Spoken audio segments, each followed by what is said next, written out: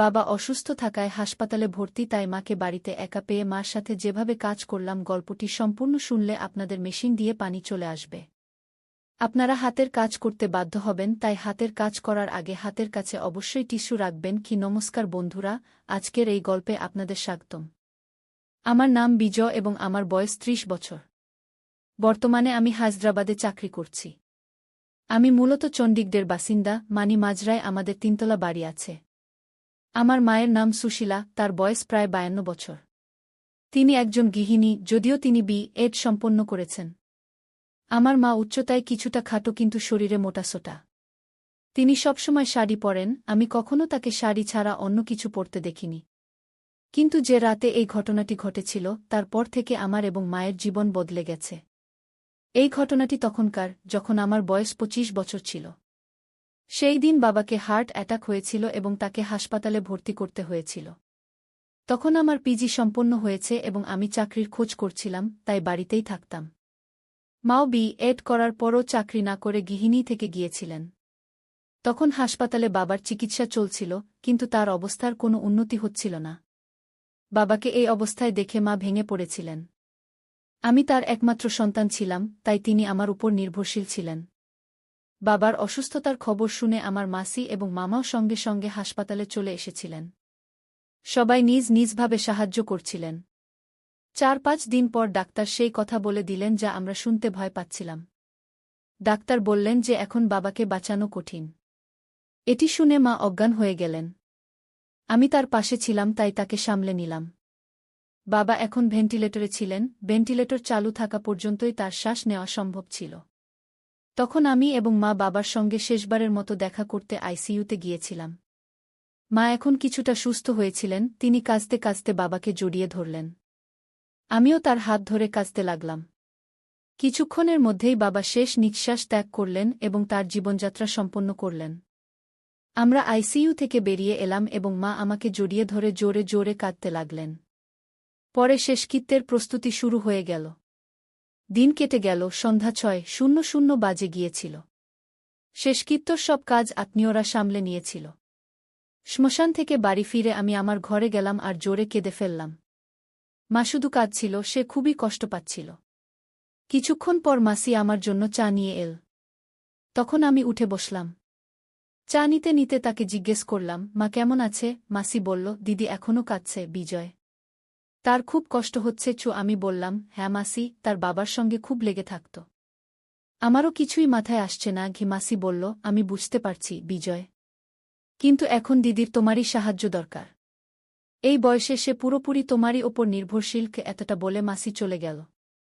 তখন আমি ভাবতে লাগলাম, এখন এই বাড়ির দায়িত্ব আমারই। আমার মাথায় চাকরি আর ভবিষ্যৎ জীবন নিয়ে নানা চিন্তা আসতে লাগল। আমাকে যত তাড়াতাড়ি সম্ভব চাকরি খুঁজে নিতে হবে, নিজেকে দায়িত্বশীল করে তুলতে হবে। কারণ বাবার পেনশনে আমরা আর কতদিন চলব? এসব চিন্তায় আমার মাথা ভারী হয়ে উঠছিল। আমি আমার ঘরের বারান্দায় গিয়ে দাঁড়ালাম, যাতে কিছুটা তাজা বাতাস পাই। এতে কিছুটা ভালো লাগল। লিভিং রুমে মা আর মাসি বসেছিল, আত্মীয়দের সঙ্গে কথা বলছিল।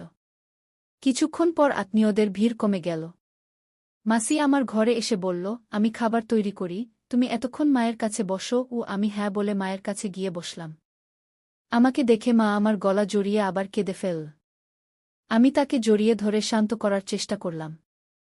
আমার মা ফর্সা রঙের ছিলেন, এত কান্নায় তার গাল লাল হয়ে গিয়েছিল। তার চোখও ক্লান্ত দেখাচ্ছিল। সে আমাকে জড়িয়ে ধরে কাঁদতে লাগল।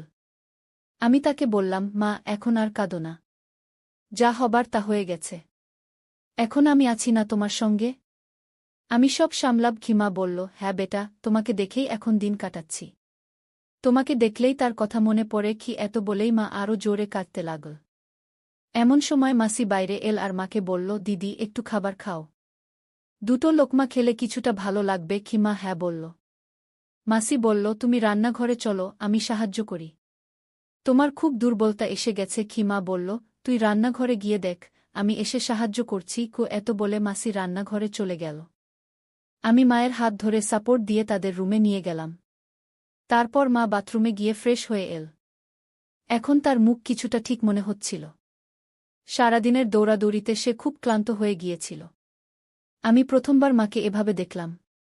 নিজের অজান্তেই আমার কিছুটা অদ্ভুত লাগছিল। এমন সময় মা বলল, বিজয় বেটা, তুমি কি আমার একটু সাহায্য করবে? আমি শাড়ি বদলাতে চাই, খুব দুর্বল লাগছে। আমি বললাম, হ্যাঁ মা, আমি আছি না। বলো, কি সাহায্য করব? মা বলল, প্রথমে দরজা বন্ধ করে দাও, আর আলমারি থেকে সেই সাদা শাড়িটা বের করে দাও। তখন দরজার পাশে দাঁড়িয়ে আমি বললাম, ঠিক আছে মা, আমি দিচ্ছি। তুমি শুধু এখানে বসো। তারপর আমি দরজা বন্ধ করে হলুদ রঙের ছোট বাল্ব জ্বালালাম আর আলমারি থেকে সাদা শাড়ি খুঁজতে লাগলাম। শাড়ি পেয়ে মাকে দিতে পিছনে ফিরে তাকালাম। কিন্তু পিছনে ফিরে যা দেখলাম তাতে আমি হতবাক। মা আমার দিকে পিঠ করে দাঁড়িয়েছিল। আমি কি বলব বুঝতে পারলাম না। দ্রুত শাড়ি মাকে দিয়ে দিলাম আর পিঠ ফিরে দাঁড়িয়ে গেলাম। এদিকে আমার মাথায় নানা রকম চিন্তা ভিড় করতে লাগল। এমন সময় মা বলল, বিজয় বেটা, আরেকটা কাজ করবে? আলমারিতে হলুদ রঙের আমার শাড়ি আছে, সেটা দেবে? এ কথা শুনে আমি অবাক। কিন্তু নিজেকে সামলে নিয়ে বললাম, হ্যাঁ মা, আর হলুদ শাড়ি খুঁজতে লাগলাম। শেষে ভাঁজ করা হলুদ শাড়ি পেয়ে গেলাম। সেটা খুলে দেখতেই তার ডিজাইন দেখে আমি হতবাক। এমন সময় মা জিজ্ঞেস করল, শাড়ি পেয়েছ কি বিজয় বেটা? আমি বললাম, হ্যাঁ পেয়েছি। তখন শাড়ি মাকে দিতে ফিরে দেখলাম মা এখনও পিঠ করে দাঁড়িয়ে। আমি হতভম্ব, কিন্তু নিজেকে শান্ত রেখে শাড়ি তাকে দিয়ে দিলাম। হলুদ বাল্বের আলোয় যা দেখলাম তা বিশ্বাস করার মতো কিছু নয়। তৈরি হয়ে মা বলল, বিজয় বেটা, তুমিও দ্রুত তৈরি হয়ে যাও। আমি এখানেই অপেক্ষা করছি। আমি ফ্রেশ হতে বাথরুমের দিকে গেলাম। মা বলল, আমার কাপড় বাথরুমে রেখে দেবে? আমি হ্যাঁ বলে দিলাম। তারপর সে একটা শাড়ি দিল, আর নিচে রাখা কালো চাদরও তুলে দিল। আমি চুপচাপ বাথরুমে গিয়ে দরজা বন্ধ করলাম। ভেতরে গিয়ে গভীর শ্বাস নিলাম। বাইরে এসে দেখলাম মা এখনও বসে আছে। আমি তার হাত ধরে উঠালাম আর তাকে খাওয়াতে নিয়ে গেলাম। খাওয়ার সময় মা খুব শান্ত ছিল। বাড়িতে এখন শুধু আমি, মা, মামা আর মাসিই রয়ে গিয়েছিলাম। বাকি আত্মীয়রা চলে গিয়েছিল। খাওয়ার পর মাসি আমাকে জিজ্ঞেস করল, বিজয়, ঘুমানোর ব্যবস্থা কি করব? আমি বললাম, মাসি, আজ আমি মায়ের পাশে শোব। সে আগে আসলে সে ইতিমধ্যেই সমস্যায় আছে। তুমি তো সকাল সকাল উঠতে হবে, তাই তুমি আমার রুমে ঘুমিয়ে পড়ো। মাসি বলল, আমরা লিভিং রুমে ঘুমোব। মাসি বলল, ঠিক আছে, তাহলে তাই করা যাক। রাতে যদি কিছু দরকার হয় আমাকে জানিও। মাসি রান্নাঘরের কাজ সেরে আমার রুম ও লিভিং রুমে বিছানা করে চলে গেল। আমি বেডরুমে গিয়ে দেখলাম মা সেখানে নেই। আমি দরজা বন্ধ করে কাপড় বদলাতে শুরু করলাম। যেই আমি শার্ট ও জিন্স খুলে নাইট ড্রেস খুঁজতে লাগলাম, অমনি বেডরুমের লাইট জ্বলে উঠল। পিছনে ফিরে দেখলাম মা ভিতরে চলে এসেছেন। তিনি চুপচাপ লাইট জ্বালিয়েছিলেন। আমি মেজাজ হালকা করতে জিজ্ঞেস করলাম, মা, আমি নিচে ঘুমোব, তুমি আরামে ঘুমিয়ে পড়ো। মা বললেন, বিজয়, আমার মনে হচ্ছে না আজ ঘুম আসবে। তুমি এখানেই আমার পাশে ঘুমাও। তারপর আমি ফ্যান চালিয়ে দেখলাম বেডরুমে শুধু একটি কম্বল আছে। আমি বললাম, মা, আমি আমার রুম থেকে কম্বল নিয়ে আসি। মা বললেন, বিজয়, মাসি ঘুমিয়ে পড়েছেন। আজকের জন্য এই কম্বলই ঠিক আছে। তারপর আমি এভাবে চালু করে দিলাম, বেডরুমের দরজা একটু বন্ধ করলাম এবং রুমের সব লাইট বন্ধ করে শুধু ডিম হলুদ আলোর বাল্ব জ্বালিয়ে বিছানায় চলে এলাম। তারপর মা মশারি টাঙিয়ে কম্বল গায়ে দিলেন এবং আমার দিকে পিঠ ফিরে ঘুমিয়ে পড়লেন। আমিও কম্বলে ঢুকে ছাদের দিকে তাকিয়ে শুয়ে রইলাম। এখন এসির কারণে রুমে ঠান্ডা অনুভূত হচ্ছিল। কিছুক্ষণ পর আমি মায়ের কান্নার আওয়াজ শুনতে পেলাম। মাকে এই অবস্থায় দেখে আমার অদ্ভুত লাগছিল। আমি মায়ের কাছে সরে গিয়ে তার কাঁধে হাত রেখে বললাম, মা, শান্ত হও। আমি জানি এটা তোমার জন্য খুব কঠিন, কিন্তু বাবা সবসময় আমাদের সঙ্গে থাকবেন। আর আমি তো আছিই তোমার দেখাশোনা করার জন্য। মা কাঁদতে কাঁদতে বললেন, বিজয়, তোমার বাবা অনেক কিছু দিয়েছেন। আজ তার ছাড়া বেঁচে থাকা খুব কঠিন হয়ে পড়েছে আমার জন্য। আমি মায়ের আরও কাছে সরে গিয়ে তার কাঁধে মাথা রাখলাম। মা কিছুক্ষণের জন্য কান্না বন্ধ করে বললেন, বিজয় বেটা, যখন তুমি আমার সঙ্গে থাকো তখন মনে হয় যেন তোমার বাবাই আমার সঙ্গে আছেন। তুমি একদম তোমার বাবার মতোই। এ কথা বলে মা কিছুটা শান্ত হলেন। আমিও আবার ছাদের দিকে তাকালাম। এখন আমার মাথা থেকে একে একে চিন্তা বেরিয়ে আসছিল। এমন সময় হঠাৎ আমার কিছু মনে পড়ল এবং অনিচ্ছা সত্ত্বেও খারাপ চিন্তা মাথায় আসতে লাগল। এসব আমার মাথায় ঘুরপাক খাচ্ছিল। এমন সময় মা জিজ্ঞেস করলেন, বিজয় বেটা, তোমার ঘুম আসছে? আমি বললাম, না মা, কেন? কি হয়েছে? মা বললেন, কিছু না রে, আমার ঘুম আসছে না। একটু ভয়ও লাগছে এবং একটু ঠান্ডাও লাগছে। একটা কাজ করবে আমার জন্য? আমি বললাম, ঘাবড়াবে না মা, আমি আছি। বলো কি চাই? মা বললেন, একটু আমার কাছে সরে এসে ঘুমাবে? আমি বললাম, হ্যাঁ চলো। এবং মায়ের কাছে সরে গেলাম। মা আমার হাত ধরে তার উপর টেনে নিলেন। কিছুক্ষণ পর আমি মাকে বললাম, মা, তোমার মনে আছে যখন আমি ছোট ছিলাম তখন পা ছড়িয়ে ঘুমানোর অভ্যাস ছিল? তুমি কতবার আমার এই অভ্যাস ছাড়ানোর চেষ্টা করেছ, কিন্তু আমি মানিনি। মা হেসে বললেন, তুমি আমার কথা কখনো শুনতে না, কিন্তু বাবা বললে মানতে। আর কয়েকদিন পর আবার সেই অভ্যাস। আমিও আবার আমার ছোটবেলার কথা বলে তাকে খুশি করার চেষ্টা করলাম, যাতে তার দুঃখ কিছুটা লাঘব হয়। আমরা দুজন কথা বলছিলাম, এমন সময় হঠাৎ মা বললেন, বিজয় বেটা, তোমার পা ছড়িয়ে ঘুমানোর অভ্যাস ছেড়ে গেছে নাকি এখনও আছে? আমি বললাম, পুরোপুরি ছেড়ে যায়নি, এখনও একটু আধটু আছে। মা বললেন, আমি জানতাম। কিছু না, আমার কাছে তুমি এখনও আমার বাচ্চা। যদি ভালো লাগে তুমি সেভাবেই ঘুমাতে পারো। এ কথা বলে মা আমার মাথায় হাত বুলালেন। এ কথা শুনে আমি মনে মনে খুশি হলাম এবং ভাবতে লাগলাম, এসব কি হচ্ছে? কিছুক্ষণ শান্তিতে কাটল এবং আমি মনকে প্রস্তুত করে অ্যাডজাস্ট করতে লাগলাম। ভাবতে ভাবতে অনেক সময় কেটে গেল, কারণ পরে যা ঘটল তা আমি স্বপ্নেও কল্পনা করিনি। ঘটনাটা এমন যে আমি ঘুমানোর প্রস্তুতি নিচ্ছিলাম এবং মাও তখন আমার দিকে ঘুরলেন দেখার জন্য আমি কি করছি। আমি মাকে জিজ্ঞেস করলাম, মা, কি হয়েছে? কি করতে হবে? মা বললেন, বিজয়, তুমি যা ইচ্ছা করো আমি মেনে নেব। শেষ পর্যন্ত তুমি আমার সন্তান। এ কথা বলে মা আমার মাথায় হাত বুলানো শুরু করলেন। আমি একটু বাইরে এসে জিজ্ঞেস করলাম, কি হয়েছে মা? তুমি ঠিক আছো? ভালো লাগছে তোমাকে? মা আমার চুল জোরে ধরে বললেন, তোমার বাবাও এমনই বলতেন। এ কথা শুনে আমারও জোশ চলে এল। এখন আর বেশি দেরি করা আমার পক্ষেও কঠিন হচ্ছিল। আমি মাকে বললাম, মা, এখন আরও কঠিন হয়ে যাচ্ছে। মা বললেন, হ্যাঁ রে, আমি জানি।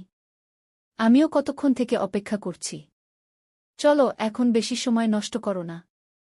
এমন সময় মা ধীরে ধীরে আমার কানে বললেন, দেখো, তুমি তোমার বাবার মতোই। আমি হেসে বললাম, সত্যি? আমি মাকে বললাম, মা, সত্যি কি তাও? আমি জানতাম না তুমি এতে খুশি হবে। এটি শুনে মা বললেন, দেখো, এসব তোমার বাবার স্মৃতিতে হবে। আমি সবসময় তোমার বাবাকে তোমার মধ্যে দেখেছি, কিন্তু আমারও ধারণা ছিল না যে আজ এমন কঠিন সময়ে আমরা কথা বলব। আর সত্যিই আমি ভাগ্যবান যে তোমার মতো সন্তান পেয়েছি। আমি চিন্তা করছিলাম, এরপর এখন আমার দেখভাল কে করবে কি, এমন কথা বলতে বলতে মায়ের চোখ ভরে এল। আমি তাকে আবার সান্ত্বনা দিয়ে বললাম, মা, দেখো, এ শুধু তোমার দুঃখ নয়। এখন তোমার আর চিন্তা করার দরকার নেই। আমি তোমাকে কখনো একা ছাড়ব না। গিয়ে এবার মা আমার কাঁধে মাথা রেখে কাঁদতে লাগলেন।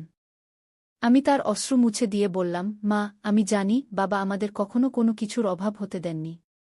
কিন্তু যদি কখনো তোমার কিছু দরকার হয় তাহলে কোনো দ্বিধা না করে আমাকে বলবে।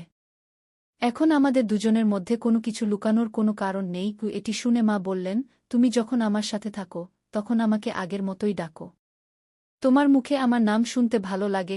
আমি বললাম, হ্যাঁ মা, আমার প্রিয় মা। আমরা দুজন এখন উঠে বসে গেলাম। মায়ের মুখে এক অন্যরকম উজ্জ্বলতা ফুটে উঠল, যেন তিনি একটি বড় চাপ থেকে মুক্তি পেয়েছেন। মুখ দেখে মনে হচ্ছিল তিনি খুব খুশি। তখন সকালের 1:00টা বেজে গিয়েছিল। মা উঠে ব্রাশ করতে লাগলেন। আমি ঘুমানোর প্রস্তুতি নিচ্ছিলাম, তখনই মা বললেন, তোমার সাথে ঘুমাতে ভালো লাগে? আমি হেসে বললাম, আমাকেও। তখন আমরা দুজন আবার একই কম্বলে জড়িয়ে গেলাম এবং আলো নিভিয়ে দিলাম। কখন ঘুমিয়ে পড়লাম তা টেরই পাইনি।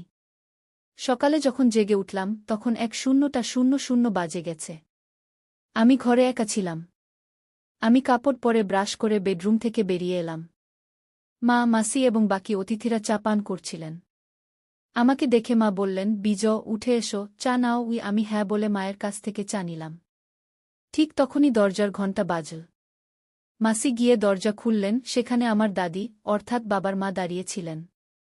আমার দাদি জাপানে চাচার কাছে থাকতেন। দাদা চলে যাওয়ার পর চাচা তাকে নিজের সাথে নিয়ে গিয়েছিলেন। বাবা হঠাৎ মারা যাওয়ায় তিনি তাড়াতাড়ি আসতে পারেননি। দাদি বাড়িতে ঢুকেই জোরে জোরে কাঁদতে শুরু করলেন। মাও তাকে জড়িয়ে ধরে কাঁদতে লাগলেন। আমার দাদির নাম ছিল সাবিতা। আমি তাকে ছোটবেলায় দেখেছিলাম। দাদা চলে যাওয়ার পর চাচা তাকে তাড়াতাড়ি নিজের সাথে নিয়ে গিয়েছিলেন। আমি অনেক বছর পর দাদিকে দেখছিলাম। দাদি অনেক বদলে গিয়েছিলেন। তার জীবনযাপন, কথা বলার ভঙ্গি সবই জাপানের মতো হয়ে গিয়েছিল। আমাকে দেখে দাদি স্নেহে আমার মুখে হাত বুলালেন এবং আমাকে জড়িয়ে ধরে কাঁদতে লাগলেন। আমি দাদিকে সান্ত্বনা দিচ্ছিলাম। পরের 1-5 থেকে 2-0 দিন শুধুই ব্যস্ততায় কেটে গেল। এখন দাদি চলে এসেছিলেন, তাই আমার এবং মায়ের জন্য বেশি সময় পাওয়া যাচ্ছিল না। রাতেও দাদি মায়ের সাথে ঘুমাতেন, তাই আমাদের একসাথে থাকার সুযোগ হচ্ছিল না। আমরা কথা বলতাম, কিন্তু চুপি চুপি, তাতেও এক অন্যরকম মজা ছিল। যখন সময় পেতাম তখন কথা বলতাম, কিন্তু এমন সুযোগ খুব কমই পেতাম। এখন বাবা চলে যাওয়ার 1 মাস হয়ে গিয়েছিল। দাদি তখনও বাড়িতেই ছিলেন। আত্মীয়স্বজনদের দেখা করতে আসাও কমে গিয়েছিল। মাসিও 1-2 দিনের মধ্যে নিজের বাড়ি চলে যাবেন। বাড়ির সব কাজ ধীরে ধীরে স্বাভাবিক হয়ে আসছিল। মাঝে মাঝে কোনো আত্মীয়ের ফোন আসত বা কেউ দেখা করতে আসত, আর তখন পুরনো স্মৃতি তাজা করে কান্না শুরু হয়ে যেত। একদিন দাদি বললেন, বিজয় বেটা, তোমার সাথে কিছু কথা বলতে হবে। আমি বললাম, বলো দাদি। দাদি বললেন, আজ তোমার বাবা চলে যাওয়ার 1 মাস হয়ে গেল। তোমার মা এখনও সেই শোক থেকে বেরোতে পারেননি। তাই আমি বলছি, তুমি মাকে মামার বাড়ি শিবপুরে নিয়ে যাও। সেখানে কয়েকদিন থাকলে সুশীলার কিছুটা স্বস্তি হবে। সুশীলা আমার মায়ের নাম। আমি বললাম, হ্যাঁ দাদি, আপনি ঠিক বলেছেন। আমি মায়ের সাথে কথা বলব। দাদির কথা আমার কাছে ঠিক মনে হল। মা এবং আমারও এতদিন পর একসাথে সময় কাটানোর সুযোগ মিলত। তাই আমি তাড়াতাড়ি প্রস্তুত হলাম এবং মায়ের সাথে এই কথা বললাম। মাকেও এই কথা ঠিক মনে হল। তারপর আমি মামাকে ফোন করে আমাদের আসার পরিকল্পনা জানালাম। মামা এবং মামি দুজনেই উৎসাহিত হয়ে প্রস্তুত হলেন। পরের দিন আমাদের বের হতে হবে, তাই আমি এবং মা প্যাকিং শুরু করলাম। কিছু প্রয়োজনীয় কাপড় নিয়ে আমরা ব্যাগ প্রস্তুত করলাম। পরিকল্পনা ছিল যে আমি এবং মা ফ্লাইটে ভুবনেশ্বর যাব। সেখান থেকে মামা নিজের গাড়ি নিয়ে আসবেন এবং আমরা শিবপুর মামার গাড়িতে যাব। মনসুন শুরু হয়ে গিয়েছিল, তাই আমরা তাড়াতাড়ি বের হওয়ার সিদ্ধান্ত নিলাম। পরিকল্পনা অনুযায়ী আমরা চণ্ডীগড় থেকে ভুবনেশ্বরের ফ্লাইট ধরার জন্য প্রস্তুত হলাম। ফ্লাইটে বসেই মা আমার কাঁধ ধরে ঘুমিয়ে পড়লেন। কিন্তু আমি নিজেকে সংযত রাখলাম। চণ্ডীগড় থেকে ভুবনেশ্বরের ফ্লাইট প্রায় 2 ঘণ্টার। তাই আমরা দুপুর 1টায় ভুবনেশ্বর পৌঁছে গেলাম। আমরা ভুবনেশ্বর এয়ারপোর্টে নামতেই সেখানে তীব্র বৃষ্টি শুরু হয়ে গেল। এয়ারপোর্টে পৌঁছে আমি মামাকে ফোন করলাম, মামা, আপনি কোথায়? আমরা ভুবনেশ্বর এয়ারপোর্টে পৌঁছে গেছি, কিন্তু মামা তখনও ভুবনেশ্বর পৌঁছাননি। আমি এয়ারপোর্টে মোবাইল বন্ধ করতেই জানতে পারলাম যে ভুবনেশ্বরের উপকূলীয় অঞ্চলে ঘূর্ণিঝড় এসেছিল। তাই তীব্র বৃষ্টি হচ্ছিল এবং ভুবনেশ্বরের সব রাস্তা বন্ধ হয়ে গিয়েছিল। আমি মায়ের সাথে এই সব কথা শেয়ার করলাম এবং আমরা সিদ্ধান্ত নিলাম যে ঘূর্ণিঝড় এবং বৃষ্টি থামা পর্যন্ত আমরা ভুবনেশ্বরেই থাকব। আমি মামা এবং দাদিকেও এই খবর দিলাম। সবাই এই পরিস্থিতিতে অসহায় ছিল, তাই কারও কোনো অসুবিধা হল না। তারপর আমি এয়ারপোর্টের কাছেই একটি ভালো 5 স্টার হোটেলে রুম বুক করলাম। সেখানে অন্য কোনো রুম পাওয়া না যাওয়ায় আমাদের 5 স্টার হোটেলের একটি ব্যালকনিযুক্ত রুমই বুক করতে হল। এই পরিস্থিতিতে আমরা দুজনেই খুশি ছিলাম, কারণ আমরা যতটা সময় চেয়েছিলাম ততটা সময় পেয়ে গিয়েছিলাম। এবং নিশ্চিতভাবেই কেউ জানত না। আমরা দুজনেই তখন যে কোনো ক্যাব পেয়ে গেলাম, তা বুক করে হোটেলে পৌঁছে গেলাম। সেখানে চেক ইন কাউন্টারে আমরা দুজনেই চেক ইন করছিলাম। আমি আমার নামে রুম বুক করেছিলাম, তাই আমি আমার ডকুমেন্ট দিলাম। ঠিক তখনই রিসেপশনিস্ট বলল, স্যার, আমাদের ম্যাডামেরও ডেটা চাই সিস্টেমে যোগ করার জন্য। আমি হ্যাঁ বলে মায়ের ডেটা দেওয়ার কথা ভাবছিলাম, তখনই মা এগিয়ে এসে নিজেই বলতে শুরু করলেন। মা বললেন, হ্যাঁ মিস সুশীলা পাটকর। মায়ের এই উত্তর শুনে আমি হতবাক হয়ে গেলাম। রিসেপশনিস্ট অপশন এবং রিলেশনশিপ জিজ্ঞাসা করলে মা বললেন, মিসেস এখন আমি। মায়ের ক্ষীমা বড় চোখে তাকালেন, আমাকে হালকাভাবে দেখে হাসলেন। আমি সব বুঝে গেলাম এবং আমরা দুজনই রুমে চলে গেলাম। রুমে ঢুকেই আমি দরজা বন্ধ করলাম। আমার ওয়াশরুমে যাওয়া দরকার ছিল, ভ্রমণ আর দৌড়াদৌড়িতে সময় পাইনি। তখন আমি মাকে একটু সরিয়ে বললাম, সুশীলা জি, শুধু 2 মিনিট, আমি এখনই আসছি। আমি তাকে একটু সরিয়ে দিলাম, কিন্তু সে সরে যাচ্ছিল না। তখন আমি নিজেই একটু সরে গেলাম। মা তখন বললেন, বিজয় বেটা, থামার দরকার নেই। আমি বললাম, 2 মিনিট, আমি ওয়াশরুমে যাচ্ছি। এ কথা শুনে তার চোখ জ্বলে উঠল। সে সঙ্গে সঙ্গে বলল, আমাকে গোসল করতে হবে কি? তখন আমি আশ্চর্য আর খুশিতে বললাম, আচ্ছা, গোসল করবে মা? মা হেসে বললেন, হ্যাঁ। আমাকে এসব কিভাবে জানবে? তিনি বললেন, তুমি কি ভাবো এত বছর ধরে তোমার বাবাকে কখনো অন্য কোনো মহিলার কাছে যাওয়ার দরকার পড়েনি কেন? কারণ আমি তাকে কোনো কিছুর জন্য কখনো না বলিনি। যা কিছু তার দরকার ছিল আমি বানিয়ে দিয়েছি। তার জন্য আমাকে ইন্টারনেট থেকে বিভিন্ন রেসিপি শিখতে হয়েছে। কিন্তু তখনই আমি এসব নতুন জিনিসের কথা জানতে পেরেছি। তখন আমি আশ্চর্য হয়ে বললাম, সত্যি মা? মা বললেন, হ্যাঁ সত্যি আমরা খুব ক্লান্ত ছিলাম, তাই দুজনেই ঘুমিয়ে পড়লাম। যখন উঠলাম তখন সন্ধ্যা 6টা বেজে গেছে। ক্ষুধা পেয়েছিল, তাই আমরা প্রস্তুত হয়ে হোটেলে পেট ভরে খাবার খেতে গেলাম। হোটেলে ভালো খাবার খাওয়ার পর আমরা দুজনেই রুমে ফিরে এলাম। রুমে একটা শান্তিপূর্ণ পরিবেশ ছিল। মা বললেন, বিজয়, আজকের সন্ধ্যা খুব বিশেষ। তখন তার চোখে একটা জ্বলজ্বলে ভাব ছিল, যা আমি আগে কখনো দেখিনি।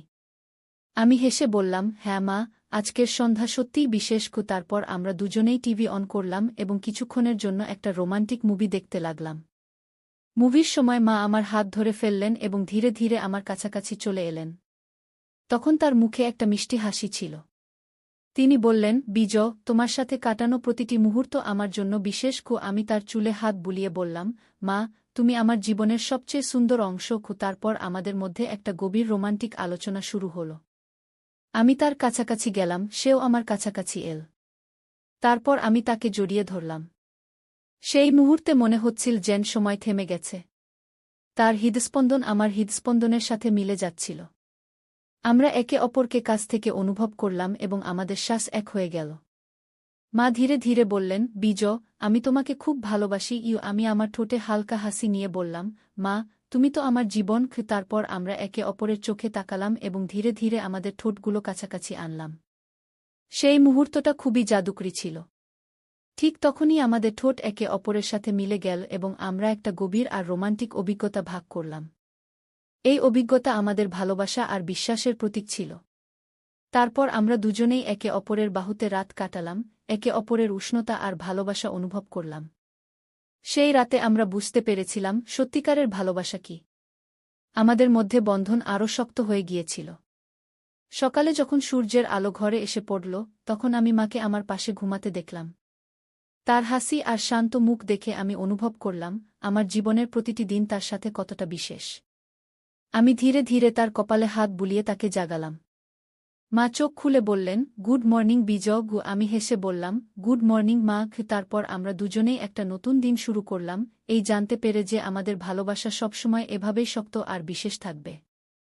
আমরা অনুভব করলাম সত্যিকারের ভালোবাসা সেই, যে সব পরিস্থিতিতে পাশে থাকে আর প্রতিটি দিনকে বিশেষ করে তোলে। সেই দিন থেকে আমাদের জীবন আরও রঙিন হয়ে গেল এবং আমরা দুজনেই প্রতিটি মুহূর্তকে একে অপরের সাথে বাঁচার সিদ্ধান্ত নিলাম। তো বন্ধুরা, এটা ছিল আমাদের আজকের ছোট্ট গল্প। আপনাদের এই গল্প কেমন লাগলো কমেন্ট করে অবশ্যই জানাবেন। যদি গল্পটা ভালো লেগে থাকে তাহলে লাইক করুন এবং আপনার বন্ধুদের সাথে শেয়ার করুন। এ ধরনের আরও রোমাঞ্চকর গল্পের জন্য আমাদের চ্যানেল সাবস্ক্রাইব করুন এবং বেল আইকন টিপতে ভুলবেন না, যাতে আপনি আমাদের কোনো গল্প মিস না করেন। ধন্যবাদ।